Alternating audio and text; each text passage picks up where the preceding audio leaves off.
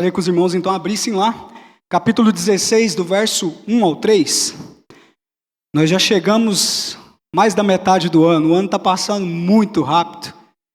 Os tempos estão sendo abreviados, pelo menos a minha sensação é essa. Está passando muito rápido. Esses dias nós estávamos aqui passando o Natal, depois o Ano Novo.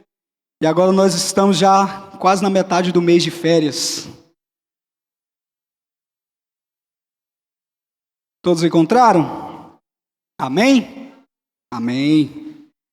O coração do homem pode fazer planos, mas a resposta certa dos lábios vem do Senhor. Todos os caminhos do homem são puros aos seus olhos, mas o Senhor pesa o espírito. Confia ao Senhor as tuas obras e os teus desígnios serão estabelecidos. Vamos orar mais uma vez, meus irmãos? Pai, nós estamos diante da tua palavra que é viva e eficaz, mais penetrante que uma espada de 2 gumes. E nós dependemos, Pai, do teu Espírito Santo para nos revelar aquilo que está por trás, Pai, dessas letras. Que o Senhor possa falar aos nossos corações nessa noite, como o Senhor falou o meu quando eu estava preparando essa mensagem. Nós possamos também aplicá-la durante a nossa vida, enquanto nós estivermos aqui nessa terra, Pai. Em nome do teu Filho Jesus, amém.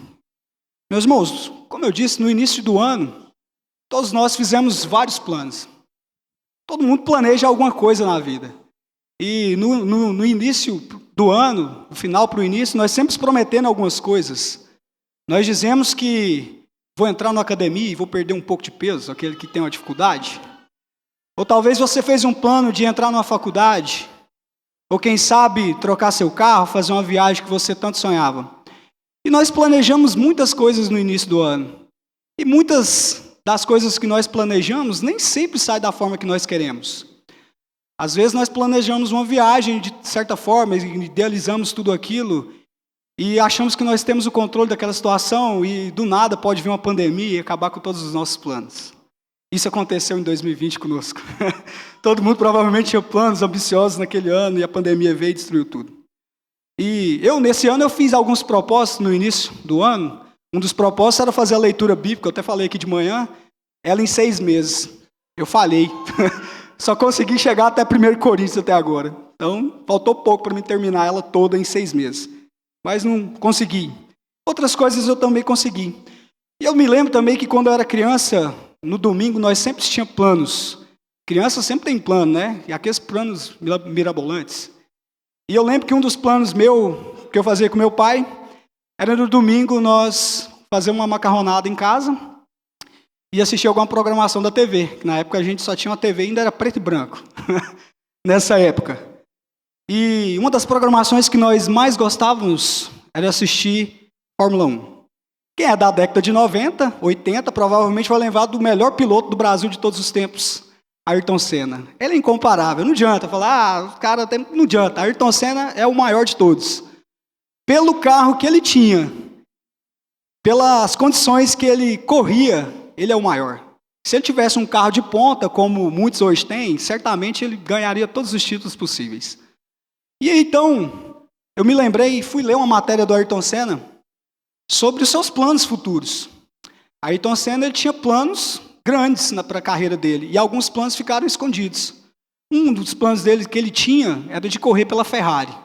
Esse era um plano, um desejo que ele tinha. Então ele tinha essa ideia de um dia correr pela Ferrari. E em 94, ele tinha acabado de assinar com a Williams.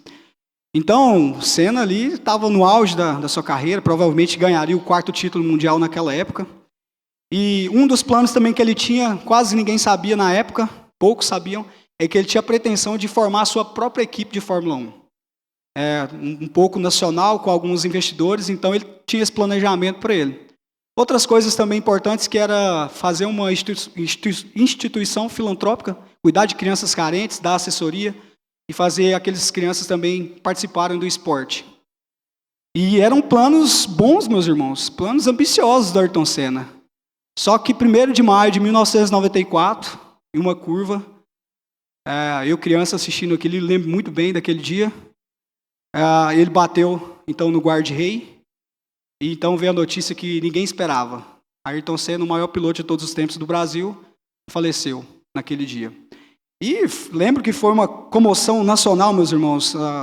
O Brasil inteiro parou naquilo ali. Todo mundo chorou, criança que gostava de Fórmula 1 chorou. E então encerrava, naquele dia, os planos do Ayrton Senna. E aí, nós entramos no nosso texto, que é Provérbios 16:1, que o homem pode fazer planos, mas a resposta certa dos lábios vem do Senhor. Recentemente, provavelmente os homens aqui que assistiram o Campeonato Mundial de Futebol de Clubes agora, teve uma comoção também. 2 irmãos, 2 jogadores de futebol, faleceram em um acidente automobilístico. Um de 28 anos e outro de 25. E é muito interessante, meus irmãos, que o jogador que morreu, o Diogo Jota, ele recebeu um diagnóstico do médico que falou para ele que era preferível ele não viajar de avião. Se possível, ele pudesse andar no carro dele, fosse fazer viagem, seria preferível de carro. Então ele pegou o seu carro, seu Lamborghini, ele e seu irmão. Então uma das rodas do seu pneu ali estourou e ele capotou o carro e faleceu. Meus irmãos, 28 anos e 25, pensa os sonhos e planos que esses homens tinham. Um deles tinha acabado de casar, tinha 3 filhos, um contrato com um dos maiores times de futebol do mundo, que era o Liverpool. Os planos dele acabaram ali naquele momento. Deus disse, seu plano vai até aqui. E a vida dele foi findada. E antes de nós entrarmos de fato no nosso texto, meus irmãos, nós precisamos entender o livro de Provérbios. Quando nós lemos o livro de Provérbios, lá no capítulo 1, verso 2 ao 7, ele já dá o propósito do livro. E qual era o propósito do livro? Para aprender a sabedoria e o ensino, para entender as palavras de inteligência, para obter o ensino do bom proceder, a justiça, o juízo, a equidade, para dar aos simples prudência e aos jovens conhecimento e bom siso. Esse é o propósito do livro. É algo prático que nós podemos colocar no nosso dia a dia. E ele faz parte, meus irmãos, daqueles livros chamados livros de sabedoria, como Jó, como Cantares, Eclesiastes. Só que aqui, meus irmãos, o propósito é nos instruir em princípios de sabedoria. Só que nós não estamos aqui falando de inteligência, de conhecimento teórico, mas da sabedoria prática. A sabedoria que vai te ajudar no seu dia a dia. E Provérbios ele vai falar de 3 sabedorias principais. O primeiro é o Hokmah, que é a sabedoria prática e o discernimento que nos ajuda a escolher entre o certo e o errado. Nós vemos isso o tempo todo no livro de Provérbios, uma antítese. Se você fizer isso, vai acontecer isso. Se você não fizer isso, vai acontecer isso. Nós podemos ver isso no livro inteiro de Provérbios. E o segundo é o Binah, que é a compreensão inteligente, a capacidade de discernir entre o que tem valor e o que é inútil, entre o que é verdadeiro e o que é falso. Então, Provérbios ele vai te dar essa direção. E o terceiro é o Tissuá, que é uma sabedoria eficiente, aquela que leva o sucesso verdadeiro, não o sucesso passageiro, mas o que tem valor eterno. E muitas vezes nós confundimos, meus irmãos, também um problema aqui, que o livro de Provérbios ele não é um livro de promessas. Não é um livro que vai ser uma fórmula mágica de você falar, não, eu vou fazer isso e isso vai acontecer. Não. Nós temos o exemplo disso. Por exemplo, Provérbios 22:6 vai dizer, ensina a criança no caminho que deve andar, e ainda quando for velho, não se desviará dele. E muitas vezes nós usamos esse versículo e falamos assim, eu vou ensinar o meu filho no caminho do Senhor e ele não vai se desviar. Nós vemos que isso às vezes nem sempre acontece. Às vezes a criança é ensinada no caminho correto, ele é ensinado nas virtudes do cristianismo e muitas vezes ele se desvia do caminho. Então aqui não é uma promessa, mas é o que geralmente acontece. É o que geralmente vai acontecer. Só que não é uma promessa, nós temos que ter isso em mente. Nós podemos comprovar isso porque o próprio Salomão, o filho dele, Roboão, ele não seguiu os provérbios do seu pai. Ele foi um tolo e por causa da sua tolice o reino de Israel então foi dividido em 2. Vocês lembram disso? Em 1 Reis? Roboão não quis aceitar os conselhos dos mais velhos, aceitou os conselhos dos seus amigos novos. Então Israel começou a idolatria a partir daquele momento. Punição divina. Portanto, meus, quando nós lemos Provérbios 16, nós não estamos diante de uma fórmula mágica aqui, mas de uma verdade prática. Planeje, sim, mas submeta seus planos a Deus, porque a palavra final sempre será dele. Vamos ler mais uma vez o versículo 1. Deixa eu colocar aqui para mim ficar mais fácil. O coração do homem pode fazer planos, mas a resposta certa vem dos lábios do Senhor. Meus irmãos, nós fazemos planos, e isso é bom. Isso é justo, porque nós devemos sim planejar a nossa vida. E o texto começa a dizer, no coração do homem pode fazer plano. Perceba que aqui a Bíblia não está condenando o ato de você planejar. A Bíblia não condena isso. Aliás, muitos provérbios ensinam a prudência, a você planejar o seu futuro com cuidado, preparo. Por exemplo, lá em Provérbios 21, capítulo 21, verso 5, vai dizer, diz, os planos bem elaborados levam à fartura, mas o apressado sempre acabará na miséria. Então nós devemos sim planejar. Provérbios 6 vai ensinar, vai falar sobre a formiga que sem chefe prepara o seu sustento no verão, planejando o inverno. Ninguém dá ordens a ela, mas elas planejam o inverno, como elas vão passar. Portanto, meus irmãos, Deus nos criou com raciocínio e inteligência para poder planejar a nossa vida. Então é certo você fazer o quê? Planejar a sua vida profissional, planejar a sua vida familiar, planejar suas finanças. Muitas vezes nós não planejamos isso. Planejar o nosso ministério na igreja e planejar o futuro dos nossos filhos. Isso é bom. O problema, então, não é planejar. O problema é achar que os nossos planos são soberanos. Nós achamos, então, que nós temos o controle absoluto das coisas. E quase sempre nós andamos dessa forma. Nós achamos que nós temos a capacidade de criar a nossa própria história. E de manhã nós vimos que o homem não é capaz de criar a sua própria história. Porque a minha e a sua história já foram escritas por Deus. O versículo então continua, mas a resposta certa dos lábios vem de quem? Do Senhor. Então aqui, meus irmãos, está uma grande verdade. Qual é a grande verdade? Você pode fazer planos, mas quem governa o resultado final é quem? Deus. Deus vai dar o resultado final. E quantas vezes já experimentamos isso, meus irmãos? Planejamos uma viagem, mas algo ou um imprevisto acontece. Vou usar o exemplo da minha cunhada aqui, ela não pediu autorização, mas eu vou usar. Eles planejaram a primeira viagem de avião há um tempo atrás. E por incrível que pareça, a aviação que eles escolheram para fazer o seu primeiro voo foi a Avianca, ela faliu. Deu algo errado. Veio uma pandemia também e atrapalhou um pouco mais na segunda vez. Eles planejaram 2 vezes. Eu falei assim, eu não planejo viagem com vocês. Toda vez que vocês planejam dar errado. Os planos eram bons, mas Deus falou assim, não é o momento. Não é o momento. E aí nós preparamos um projeto e no final das contas também as portas não se abrem. Nós pensamos, eu vou fazer um bom negócio. E aquele negócio não se concretiza. E aí nós ficamos tristes. Ah, Senhor, mas eu planejei tanto, eu queria tanto. E Deus fecha a porta e fala assim, não.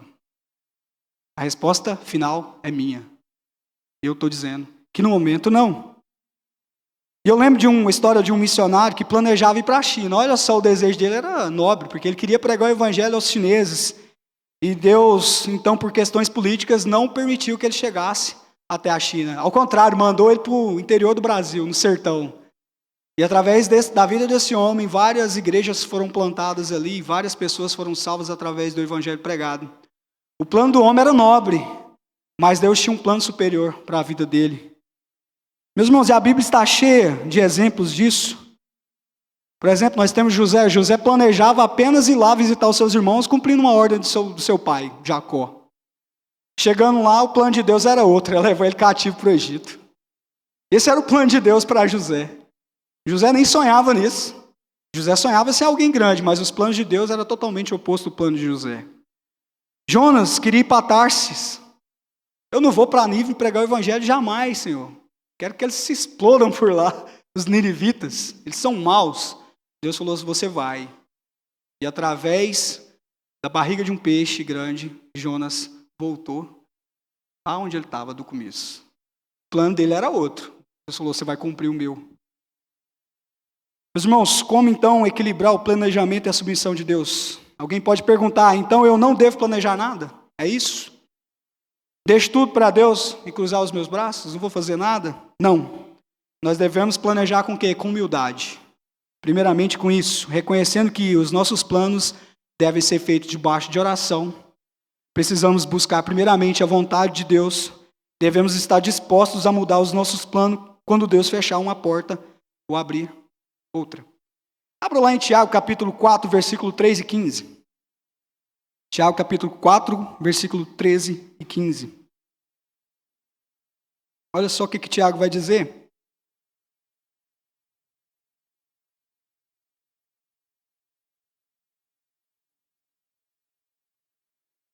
Atendei agora, vós que dizei, hoje ou amanhã iremos para a cidade tal, e lá passaremos um ano, e negociaremos e teremos lucros. Vós não sabeis o que sucederá amanhã. Que é a vossa vida? Sois apenas como neblina, que aparece por um instante e logo se dissipa. Meus irmãos, não é errado nós planejamos, ano que vem eu vou fazer tal coisa, eu vou planejar o meu futuro daqui 5, 10 anos. O problema é achar que você é soberano no seu plano. Deus fala aqui, Tiago está dizendo, quem é você? Você é como uma neblina. Nós estamos aqui nesse momento, mas talvez se nós sairmos na porta para fora aqui após o final do culto, pode acontecer alguma coisa e nós partimos dessa vida. Seus planos ficaram aonde? Ficaram aqui. Se os seus planos não estiverem debaixo da direção de Deus, certamente eles serão frustrados. Então o erro não é dizer que eu vou fazer, mas o erro é dizer se Deus quiser. É isso que nós devemos dizer. Se Deus quiser, eu vou fazer isso. Como eu usei a ilustração do Ayrton Senna, meus irmãos, a Ayrton Senna tinha planos grandiosos. Eram planos bons, planos nobres. Ele queria conquistar mais títulos, ele queria montar a sua equipe, queria ajudar crianças. Eram planos bons, mas no dia 1º de maio de 1994, Deus disse, seus planos vão somente até aqui. A partir de agora, encerrou. Você não tem mais planos. E a vida dele, então, foi interrompida de uma forma inesperada. E isso nos mostra que, por melhor que sejam os nossos sonhos, as nossas intenções, quem controla a nossa história é o próprio Deus. E eu pergunto então para vocês, meus irmãos, como você tem feito seus planos? Você tem buscado a vontade de Deus, primeiramente? Você tem orado a Deus sobre o que você tem planejado? Você está tendo a humildade para dizer, Senhor, se não for da tua vontade, muda os meus caminhos? Você está dizendo, não, eu quero fazer a minha vontade. A minha. Eu vou ser soberano sobre a minha vida. E nós lembramos de quem disse isso. Foi Adão lá no Éden. Eu quero fazer a minha vontade. Eu não quero ouvir o que o Senhor tem a dizer. Eu vou fazer aquilo que eu quero. E por isso nós estamos nesse perrengue dessa vida aqui hoje. Sofrendo, passando por morte, doenças. Por conta da desobediência, de não ouvir a voz de Deus. Então, meus irmãos, nós devemos planejar com responsabilidade, executar com excelência aquilo que nós estamos planejando, mas nós devemos descansar em Deus. Nós devemos descansar em Deus. Portanto, planejar é bom, é necessário, mas reconheça, Deus é quem tem a palavra final. Mas o texto, meus irmãos, não para por aqui. Não basta saber, então, que Deus ele tem a última palavra. Nós precisamos também olhar para dentro de nós e perguntar, com que intenção eu estou fazendo os meus planos? Porque aos nossos olhos parece que é tudo certo, é tudo bom. Não, eu vou fazer isso aqui porque vai ser uma coisa melhor para mim, para minha família. E aí nós vamos para o 2º versículo. Todos os caminhos do homem são puros aos seus olhos. Todos os caminhos do homem são puros aos seus olhos. Irmãos, quando eu li esse versículo aqui, eu parei para refletir, o que significava isso aqui? E aí eu fui lá, fui ler os comentários, fui ler o original. Significa que nós temos a tendência de achar que tudo o que fazemos está sempre certo. E os nossos planos são sempre infalíveis. A natureza caída nos faz justificar as nossas ações e intenções, mesmo quando elas estão distantes da vontade de Deus. E como é isso? Nós somos mestres em inventar desculpas espirituais para planos egoístas. Quer ver isso? Um exemplo, eu só quero o melhor para mim e para minha família. Mas não pergunto se é o melhor segundo Deus. E aí o que nós fazemos? Nós trabalhamos de domingo a domingo. É bom trabalhar? Nós devemos trabalhar. Mas você deve trabalhar de domingo a domingo? Você deve abrir mão da sua família, dos seus filhos, por conta do trabalho? Você deve abrir mão de uma escola bíblica dominical, de um culto aqui à noite, por conta do seu trabalho?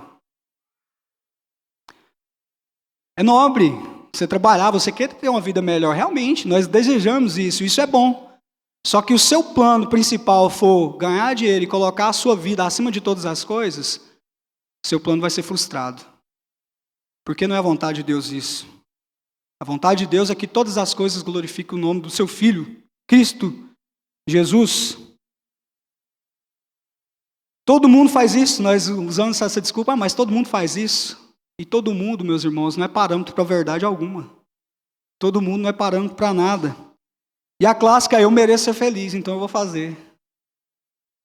E aí nós vamos contra a vontade de Deus. Só que há um problema, meus irmãos. Nós não somos juízes imparciais na nossa própria vida.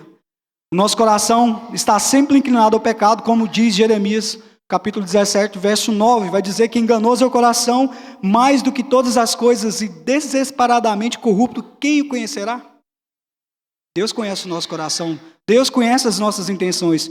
Por isso, por mais que aos nossos olhos tudo pareça correto, precisamos de alguém que julgue com justiça. E esse alguém é Deus, Cristo. E o versículo continua, mas o Senhor pesa o Espírito. Aí eu fui mais uma vez, o que é isso aqui? Senhor pesa o Espírito? Como assim? Põe numa balança? Quando eu fui então estudar essa expressão, eu entendi que Deus não olha apenas para o que você faz, mas principalmente para o porquê você faz. O porquê você está fazendo o que você está fazendo. Em Mateus capítulo 6, do verso 1 ao 4, os fariseus jejuavam, davam esmolas, faziam tudo bonito aos olhos das pessoas. Aos olhos da sociedade, eles eram irrepreensíveis. E Jesus fala que por dentro ele era um bando de sepulcros caiados. Porque eles estavam fazendo tudo aquilo não para Deus, mas para mostrar a sua grandeza, para engrandecer o seu nome, para mostrar que eles eram melhores do que os publicanos e pecadores. Essa era a intenção dos fariseus. E Jesus estava mostrando a hipocrisia daqueles homens. Então, meus irmãos, quando você faz planos, qual é a sua verdadeira motivação? É glorificar a Deus? Exaltar o nome de Deus? Ou você quer apenas engrandecer o teu nome nessa terra? Se essa for a sua motivação dos seus planos, meus queridos, você está distante do plano de Deus. Você busca agradar a Deus ou apenas realizar os seus desejos pessoais? E aí nós temos vários exemplos bíblicos sobre isso. A Bíblia está cheia de histórias de pessoas que fizeram planos sem levar a Deus em consideração. Nós temos o exemplo de Ló. Ló, sobrinho de Abraão. Eles estavam no campo, ricos. Abraão falou para ele, Ló, se você escolher a direita, eu vou para a esquerda. Se você escolher a esquerda, eu vou para a direita. Onde você quiser, você pode ir primeiro. Ló veio de pensar, cara, eu estou do lado de Abraão. Deus está falando com ele, falou que vai abençoar ele. Eu vou ficar do lado dele. Mas Ló estava vivendo apenas pelos seus olhos.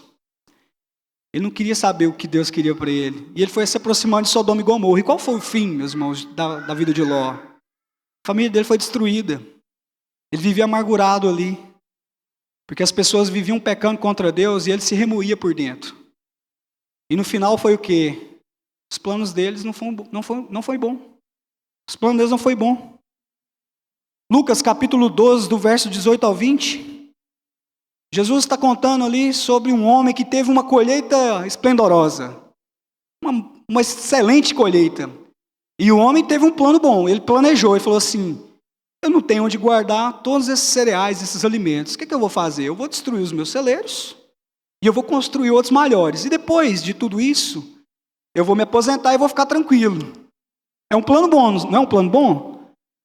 Só que, porém, Deus disse a ele, louco, essa noite mesmo pedirão a sua alma, o que você preparou, para quem será? Eu posso fazer essa pergunta para nós. Essa noite pedirão a tua alma, o que você preparou, para quem será? Seus planos irão ficar aqui. Se os seus planos não estiverem de acordo com Deus, seus planos foram frustrados. O erro dele então aqui, desse homem, não foi planejar sem Deus.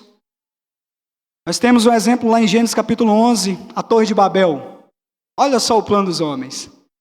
Vamos construir uma torre tão grande que nós iremos chegar até o céu e o nosso nome será engrandecido sobre a terra. Não é isso que eles dizem? E aí a ideia deles é de edificar uma cidade ali, uma torre que alcança os céus e façamos para nós o nosso nome. É um projeto grandioso e eles começaram então a fazer. E na mente dele, aquilo é um plano tão grande, uma construção tão gigante. E quando você lê Gênesis, tem uma ironia ali. Deus olha de cima e fala assim, eia, desçamos e vamos lá ver o que aqueles homens estão fazendo. Aos olhos dos homens era coisa tão grande para Deus, eu falei, eu vou ter que descer lá para ver, porque é muito pequeno. E Deus fez o que com os planos daqueles homens, meus irmãos? Deus destruiu os planos deles, espalhou. Então começou a divisão de línguas ali naquele lugar. E os homens foram espalhados por toda a terra, porque estavam em desacordo com a vontade de Deus. Nós temos mais um exemplo de alguém que viveu pelos seus próprios olhos, Sansão, em Juízes do capítulo 14 ao 16. A vontade de Deus para Sansão era o quê? Que ele fosse um juiz e livrasse o povo de Israel. Nós passamos por juízes. Só que Sansão queria viver pelos seus olhos. Ele queria viver pela sua força, pelos seus planos. Ele abriu mão do plano de Deus desde a sua infância e ele foi viver a sua própria vida. Ele quis casar com a mulher filistéia, brincou com o pecado, ignorou os conselhos. E o final da sua história foi o quê? Ele ficou cego e escravo dos filisteus, do inimigo de Deus. Meus irmãos, agora eu te pergunto, você tem feito seus planos buscando a vontade de Deus mais uma vez? Seus projetos incluem a glória de Deus ou só a sua realização pessoal? Você tem orado assim: Senhor, se não for para a tua glória, não permita que aconteça. Paulo, em 1 Coríntios, capítulo 10, verso 31, vai dizer: quer comais, quer bebais, ou façais qualquer outra coisa, fazei tudo para a glória de Deus. Isso inclui tudo, meus irmãos: planejar a sua carreira, planejar o seu casamento, decidir uma mudança de cidade, investir em um negócio, servir um ministério. Tudo deve ser feito com um desejo sincero de glorificar a Deus no final. Talvez hoje você precisa parar e reavaliar os seus planos. Ou mudar de rota. Não estou dizendo que você precisa desistir deles, mas você deve incluir Deus neles. Você deve: Senhor, esse é seu plano mesmo? Será que eu estou de acordo com ele? Isso glorifica a Deus ou satisfaz o meu ego? Estou buscando fazer o nome de Deus ou conhecido apenas o meu próprio nome? Meus irmãos, e se Deus mudar todos os seus planos agora? Todos os seus planos que você tem ser frustrados, você irá adorar a Deus ou você irá reclamar contra Deus? Sonhar não é errado, crescer não é pecado, ter ambições santas é bom, mas Deus precisa ser o centro e o fim de todos os nossos projetos. Se Deus não fizer parte da equação, os nossos planos, por mais lindos que pareçam aos seus olhos, eles serão vazios. Não é isso que nós dizemos? Por fora o caminho parece certo aos nossos olhos, parece tudo bem, mas Deus vê o nosso coração e pesa as nossas intenções. Então nós devemos buscar ao Senhor e perguntar a Ele: Senhor, os meus planos agradam a Ti? Lembre-se, muitos planos parecem bons, mas muitas vezes nós escondemos o nosso orgulho por trás. Muitos sonhos parecem nobres, mas escondem a vaidade. Só Deus pode revelar o que há de verdadeiro no nosso coração. Então, diante desses dois primeiros pontos, meus irmãos, vem a pergunta: o que devemos fazer então? Se nossos planos são falhos e as nossas intenções muitas vezes corrompidas, como nós devemos agir nessa vida? A resposta está no versículo 3. Olha só o que o versículo 3 vai dizer.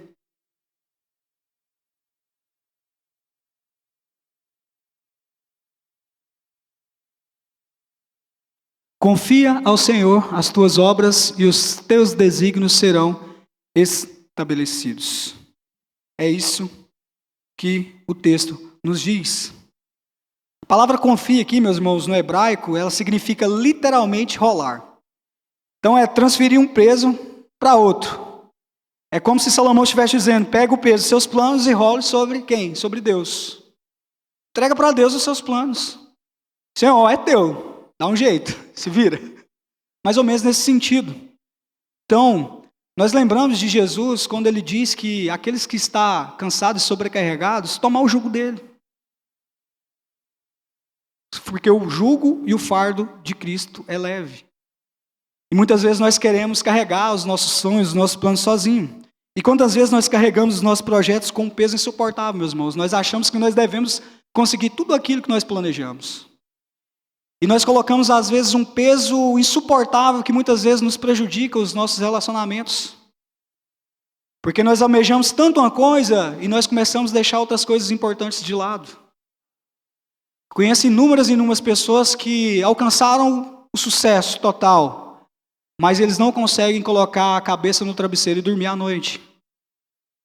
Por conta de preocupação, por conta de ansiedade, por conta de depressão. Eles alcançaram o sucesso, mas o sucesso não trouxe a satisfação que eles pensaram que ia ter. O dinheiro ele não vai satisfazer aquilo que o seu coração anseia, porque o nosso anseio maior sempre é Deus. Você pode ter o melhor carro do mundo, que você vai querer outro. Pode ter o melhor celular do lançamento, se lançar um amanhã, o seu já não presta mais, que você vai querer outro. Nós somos assim. Nós sempre almejamos coisas e coisas a mais, coisas que às vezes nós não precisamos.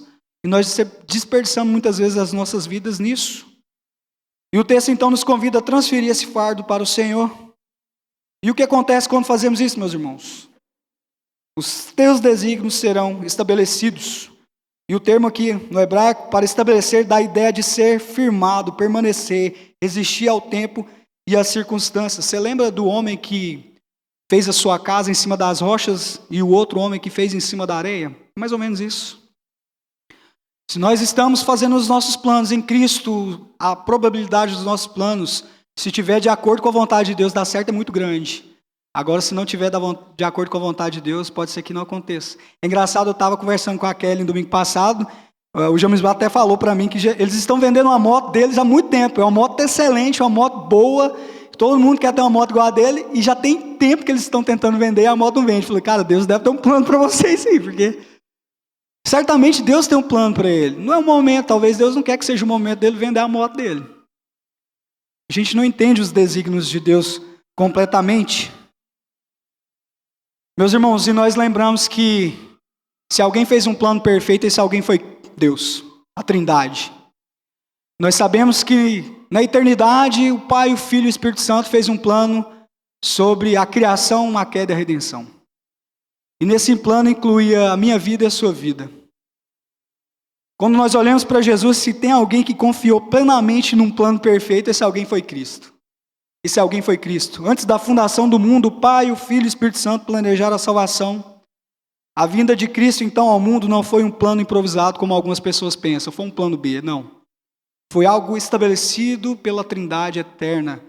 O Deus triuno. Foi um desígnio eterno de Deus. E quando o Filho de Deus veio ao mundo, ele não veio para seguir os seus próprios desejos. Ele veio seguir o plano eterno do Pai. Veja o que Jesus disse aqui em João capítulo 6, verso 38. Desci do céu não para fazer a minha vontade, mas a vontade daquele que me enviou. Jesus veio para cumprir a vontade do Pai, não a sua própria vontade.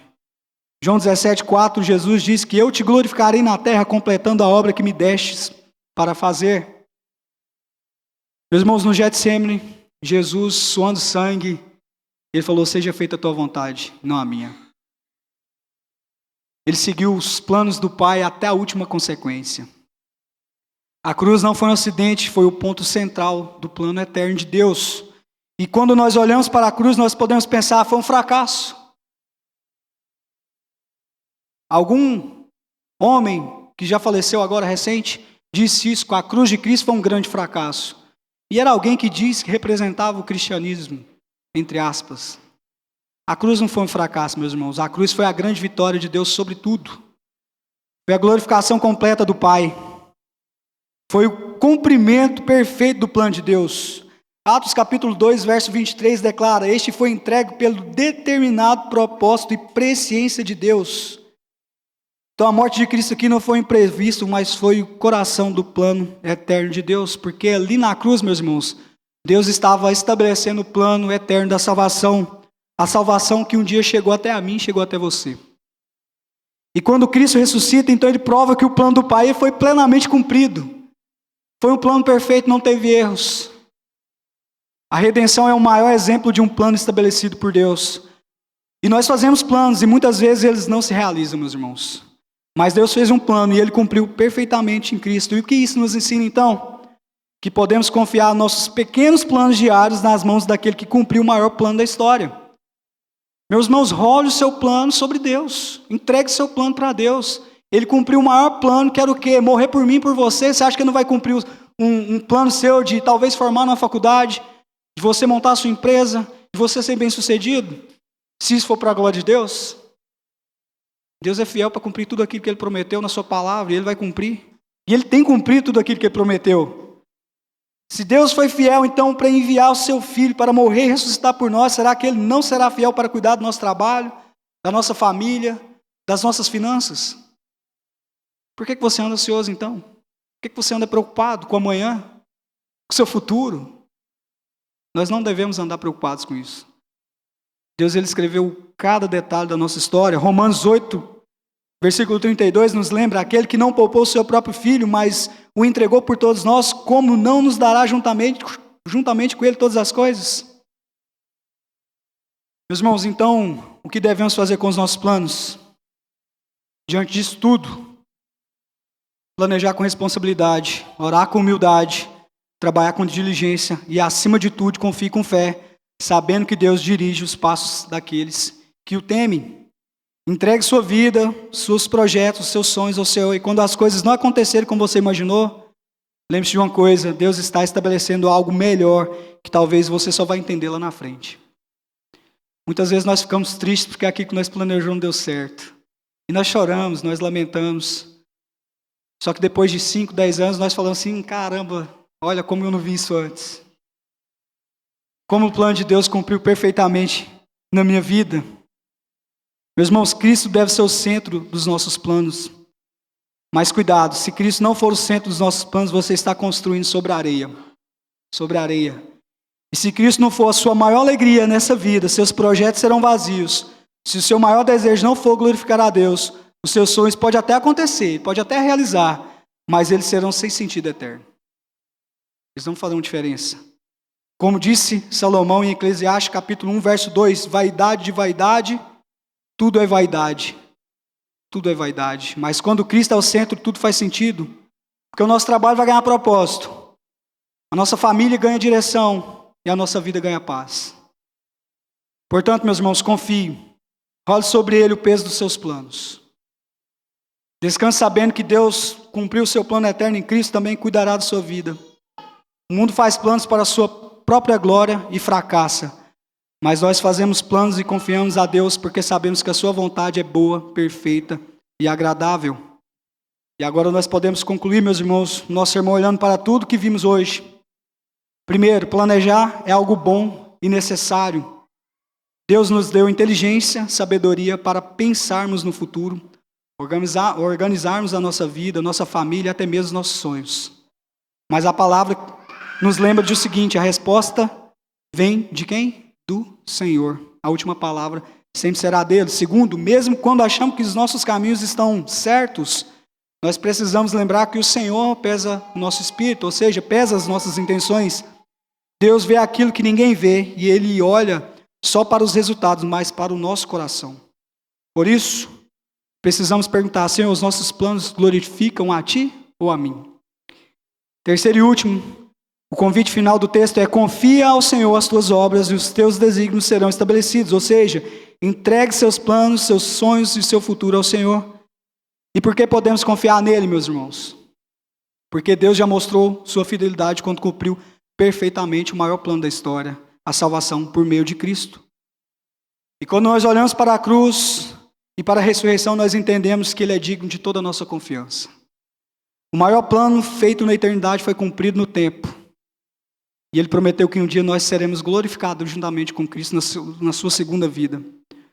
E assim como Deus não falhou no plano da redenção, Ele também não falhará em cuidar da sua vida. Por isso, irmãos, planejem, mas dependa totalmente de Deus. Trabalhe, mas descanse no Senhor. Sonhem, mas submeta os seus sonhos à vontade do Pai. Meus irmãos, talvez você esteja aqui essa noite e perceba que tem feito muitos planos. Muitos sonhos, planos, mas sem Deus. Talvez você não esteja levando em consideração Deus. Talvez seus sonhos estejam cheios de ambição, mas vazios de propósito. Talvez você esteja cansado de tentar controlar tudo, mas percebe que não tem controle nem mesmo do seu próximo dia. Porque nós não temos. E hoje Deus então te chama para confiar no plano dele. E o maior plano dele é que você crê em Cristo. Se você ainda não crê em Cristo, meus irmãos, não entregou sua vida em Cristo, faça isso hoje. Porque nós não sabemos o dia de amanhã. Você não sabe o que vai acontecer daqui a 10 minutos. E a nossa eternidade depende disso. Se você não crer em entregar sua vida a Cristo Jesus, se você partir dessa vida hoje, no próximo segundo você estará no inferno, julgado pelos seus próprios pecados. E a punição justa de Deus sobre todo aquele que nega a Cristo. Porque sem Cristo, meus irmãos, todos os nossos planos acabam no túmulo. Mas com Cristo até a morte se torna o início da eternidade com Deus. A palavra de Deus em João, capítulo 6, verso 40, diz que esta é a vontade de meu Pai, que todo aquele que vê o Filho e nele crê tem a vida eterna, e eu ressuscitarei no último dia. Então, meus irmãos, confie nele como seu Senhor e Salvador, pois só em Cristo a sua vida terá segurança eterna. Vamos colocar de pé, vamos orar ao nosso Deus. Seu Deus, muito obrigado porque a Tua palavra nos lembra que mesmo quando nós planejamos, quem governa a nossa vida é o Senhor. Perdoa por várias vezes nós tentarmos controlar a nossa vida, Pai. Tentar tomar a direção de tudo aquilo que muitas vezes nós não temos o controle absoluto. Nós reconhecemos que nós somos limitados na nossa pequenez, na nossa falha, tanto que nós somos fracos, Senhor. E muitas vezes nós achamos que nós somos superiores, que nós podemos fazer tudo aquilo que nós pensamos. E a Tua palavra nos mostra hoje, Pai, que nós sim podemos fazer planos, sonhos, ter ambições, mas que a resposta certa vem do Senhor.